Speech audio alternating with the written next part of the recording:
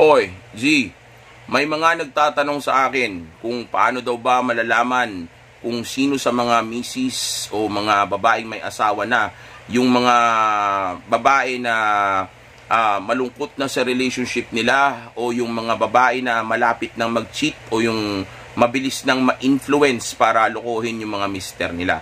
Well, actually, sa totoo lang, hindi ko masabi sa inyo lahat ng mga tips na iyan o mga sign na iyan sa video lang na ito.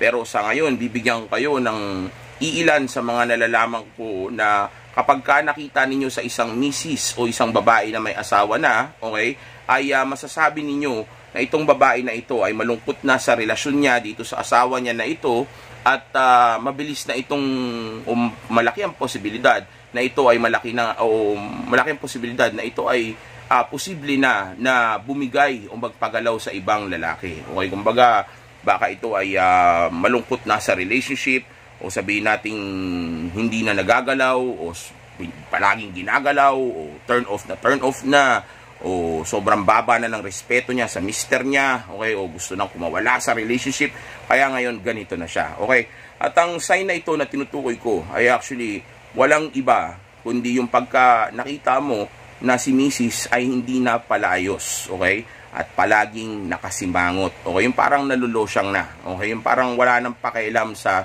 sarili niya, okay, kasi nga kaya siya nagkakaganyan ay dahil nawawala na siya ng gana. Tandaan ninyo, ang babae ay emotional, so kung hindi na engage o buhay yung emotions ng babae, nagiging boring yung pakiramdam niya. So kung magiging boring yung pakiramdam niya, at ang buhay niya, yung pakiramdam niya, dahil emotional nga siya, kumbaga doon nga nanggagaling lahat ng decision making niya at mga actions niya, okay, then ang buhay niya ay magiging boring na rin. Kaya lumalabas ito ngayon sa itsura niya. Diba tayo nga, kapag meron tayong bagong trabaho o bagong pinagkakabalahan, may bagong babaeng dinidate, tayo ay nagiging palaayos bilang lalaki. Dahil nga masaya at enthusiastic tayo, o sabihin natin excited tayo, o passionate tayo dun sa trabaho, babae, o kung ano man yung bagay na nagpapagana sa atin sa mga moment na iyon para mag-ayos at para sabihin na natin improve natin yung mga sarili natin. Okay? So, kung walang inspirasyon yung babae, o sabihin natin ganyan yung babae, then ibig sabihin yan, walang inspirasyon yung babae para magpaganda siya. Okay? So, ibig sabihin, wala siyang gana para gawin ito para sa mister niya, kasi ang number one na dapat na pinag-aayusan niya, o sabihin nating pinagpapagandahan niya, ay walang iba kundi yung mister niya. So kung wala siyang gana na gawin ito ngayon, then ibig sabihin wala siyang gana para magpaganda sa mister niya. So again, it's either lagi siyang binabanatan ng mister niya, kaya ngayon, lagi siyang binabanatan ng mister niya, pero hindi naman siya nag-game ng tama, o mababa naman na yung respeto niya sa mister niya dahil nga beta male simp, dahil weak na lalaki, mahinang lalaki, hindi decision maker, hindi leader, di ba? Duwag, di ba? Walang pangarap, walang ambisyon, okay? Tapos lagi siyang tinitira, di ba? Pero inaaway din siya palagi. Kumbaga, worse yung lalaki, pero ginagalaw pa rin siya. Okay, so maaring yun ang rason, o kaya naman kulang naman siya sa galaw, o kaya kulang siya sa game, hindi na nadedate yung babae. Okay, so kaya ngayon yun nga, nagiging boring na yung buhay niya. Kumbaga nata-turn off siya, okay? Na ganyan yung mister niya, tapos ginagalaw pa rin siya palagi, di ba? So pwedeng maging dahilan yan, okay? Pero napakaraming dahilan, okay, ng pagiging sabihin nating losyang niya. Okay, yan yung mga losyang okay, maaring overwork, o kaya mali yung treatment, di ba? Hindi na nga na-date, okay? O kaya kumbaga beta male sim, sunod-sunuran yung lalaki. Hindi na challenge, okay? Hindi na nag-aayos, okay? So kaya nagiging ganyan siya. Nagiging boring kasi nga wala na siyang interest, o hindi siya interesado sa buhay na mayroon siya. Kumbaga nabubuhay na lang siya na parang patay, okay? Mag-aalaga na lang ng asawa, o kaya ng anak, o kaya magluluto na lang, pagkatapos nun higa, manonood, okay? Tapos gano'n na lang, paulit-ulit routine na, okay? Wala nang bagong nararanasan yung babae. Kaya ngayon, ang nangyayari sa kanya ay nalulosyang siya. Okay, nagiging boring yung buhay niya. Hindi na siya nag-aayos, hindi na siya nagpapaganda, hindi siya nag-workout, o kaya hindi siya hindi na ganun kabuhay, o ganun ka-bubbly, o ganun ka lively yung personality niya, okay? Dahil nga bato na siya, boring na siya sa buhay niya. Okay? At yan yung mga babae nga na tinutukoy ko kanina. O yan yung babae na, kumbaga tinatanong sa akin ng mga nanonood sa atin, okay? Mga supporter natin. Okay? Yan yung hinahanap nila. Ganyang klaseng babae yun. Okay? At yung mga babae na iyan, kapag yan ay sabihin natin nagpakita ng sign sa iyo, o kahit na hindi magpakita ng sign sa iyo yan, maniwala ka sa akin, yung mga ganyang klaseng babae, kapag ka diniskartihan mo yan at nabuhay mo yung emosyon yan, tapos kabaligtaran ka ng mister niya at na-timingan mo na yun yung oras para may mangyari na sa inyo, yung mga ganyang klaseng babae, sasama yan sa inyo. Mag-cheat yan kahit na may asawa pa ito. Maniwala kayo sa akin, pero delikado tong bagay na ito. Matter of fact, pwede ka makulong, pwede ka mapatay, pwedeng maraming mga bagay na mangyari sa iyo na delikado. Pero maniwala kayo sa akin, posible nabibigay talaga ang mga misis sa ganitong klaseng sitwasyon. Okay? Basta diyan ka lang sa side, hindi ko man gusto maging abanger ka, okay? O para ka sniper, okay? Pero ang gusto ko lang is mag-ayaan mo lang siya. Side mo lang yung babae na yan, okay? Huwag kang mangungulit, huwag kang agresibo, okay? Pumayag ka na parang ano ka lang niya, orbiter ka lang niya, o parang reserva ka lang niya, okay? Para kapag dumating ang time na nag-away sila o nagkagulo sila o may ginawang hindi maganda sa kanya yung mister niya at napuno na siya, okay? Minsan naman kasing babae, sa totoo lang, hindi naman napupuno yan hanggat wala siyang pamalit eh. Okay? So kung nandiyan ka at nag-away sila ngayon, then pwedeng biglang kunyaring mapuno na yung babae. Ayoko na! I had enough! Okay? Pwedeng sabihin niya yun sa mister niya, o kaya pwedeng hindi niya yun sabihin, at sabihin lang niya yun sa utak niya bago siya makipagkita sa iyo. Kumaga, ayoko na, pagod na ako. Sobra na to. Teka nga muna, kontakin ko kaya si ano.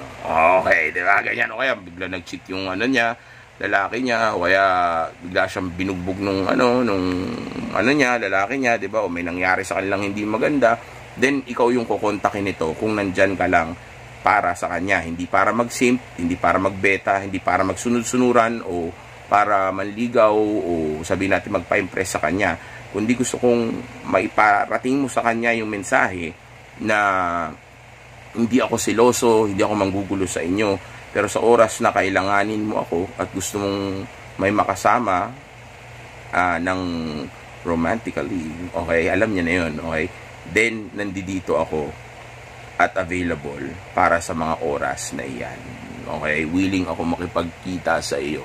Just do not make me your beta male simp. Do not treat me like your husband because I can be your leader sa mga oras na makakasama mo ako. Kumbaga, ang gusto ko, tingnan mo ako bilang alpha mo. Okay, wag mo kong tingnan bilang beta male simp mo. Dahil hindi ako nandirito para mag beta male simp sa iyo. Okay, nandirito ako para may maranasan ka na hindi mo na nararanasan sa mister mo. Okay, ganyan yung dating. Okay, pero hindi mo sasabihin yun sa kanya. Ngayon, para maiparating mo ito sa kanya, ang gagawin mo lang dito sa babae na ito ay of course, ipapakita, kumbaga, yung magiging treatment mo ay pang-alpha. Okay, hindi mo siya ititrato na parang Panginoon mo siya na babae o mas mataas siya sa'yo. Instead, ipapakita mo sa kanya na mas mataas ako sa'yo. Actually, mas mataas nga ako pati sa asawa mo. Okay?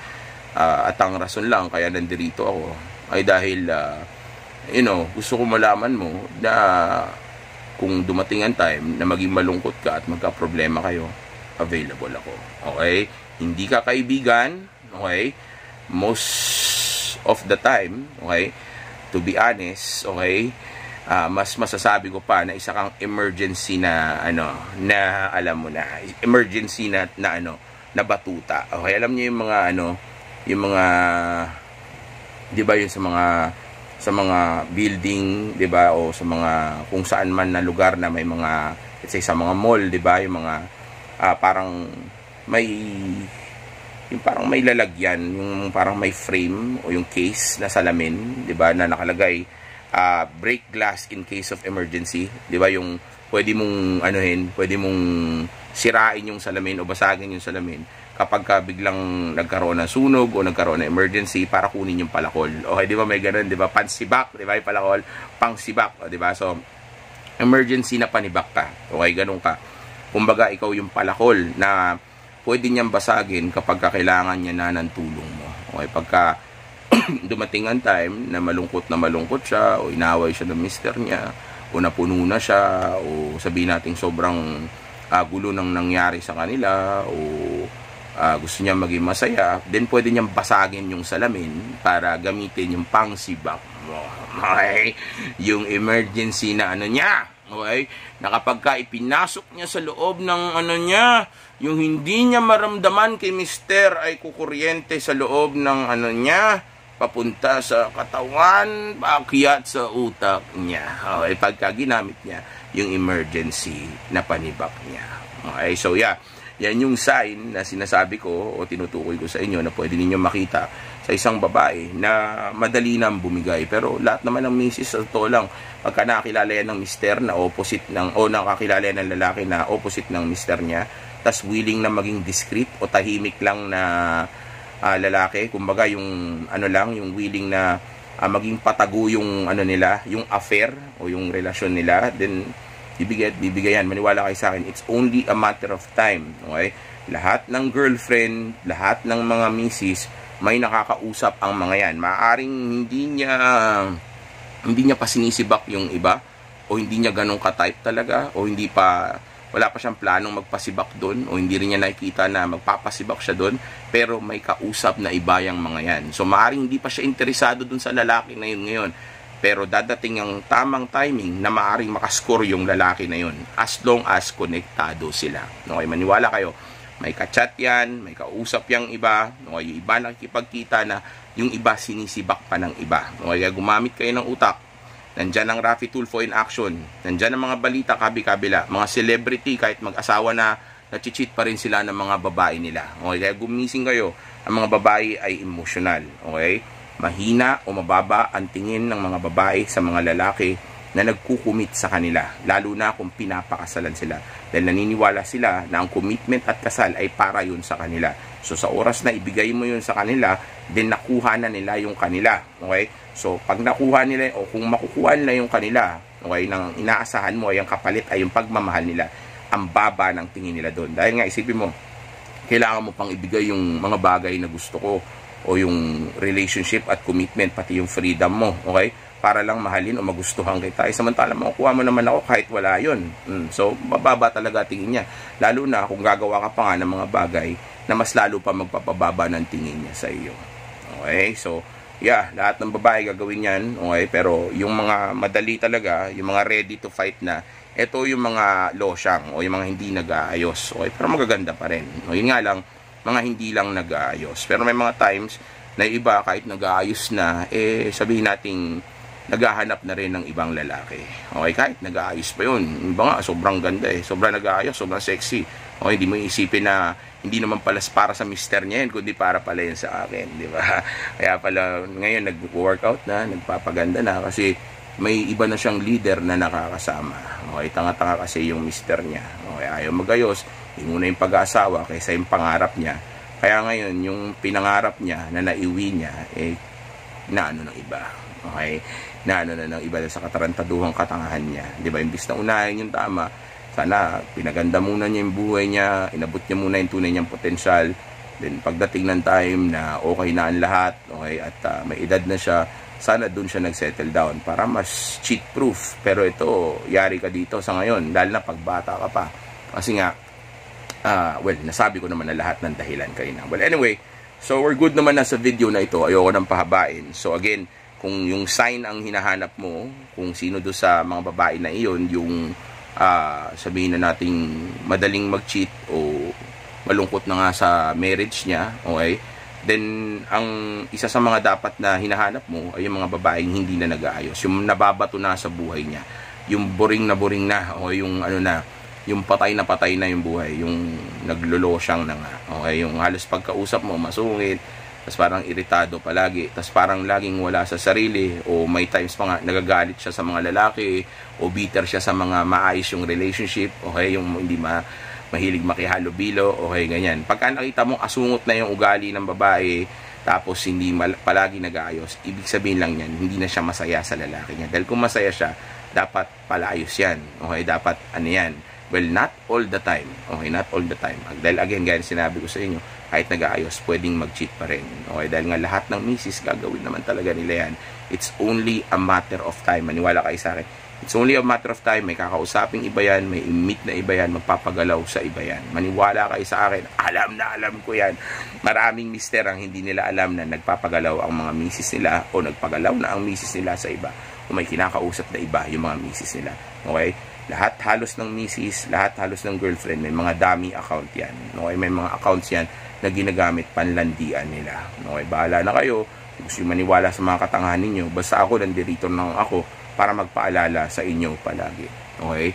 Well, kung ang tingin mo mas magaling at mas matalino at mas may alam ka sa akin, samantalang ito yung profession ko, then go ahead. Nasa sayan. Basta walang sisihan.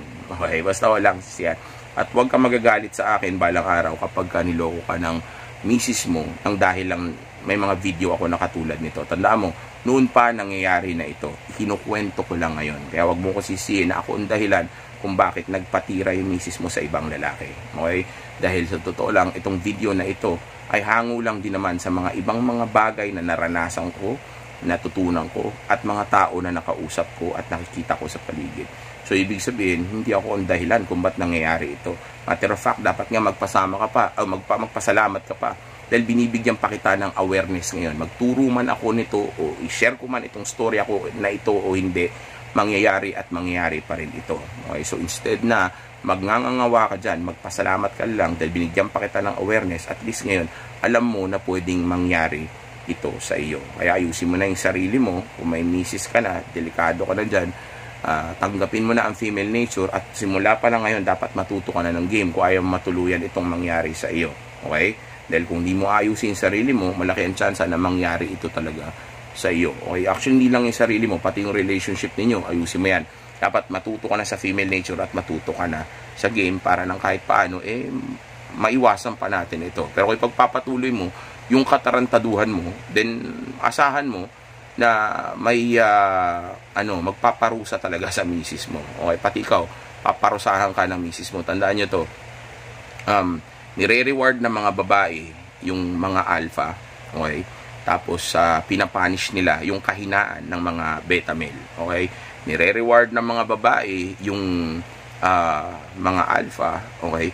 Tapos pinapunish nila yung kahinaan ng mga beta male. So kung magiging beta male ka, okay, then ito yung gagawin sa iyo ng misis mo. Pero kung magiging alpha male ka, then ito yung gagawin sa iyo ng misis niya. Okay, again, mag-ingat kayo sa mga decision making ninyo. Okay, unahin lagi ang safety, hindi lang palaging fun. Okay, and also at the same time, tumutok sa grind and purpose, self-improvement, at pag-abot sa tunay nating mga potensyal.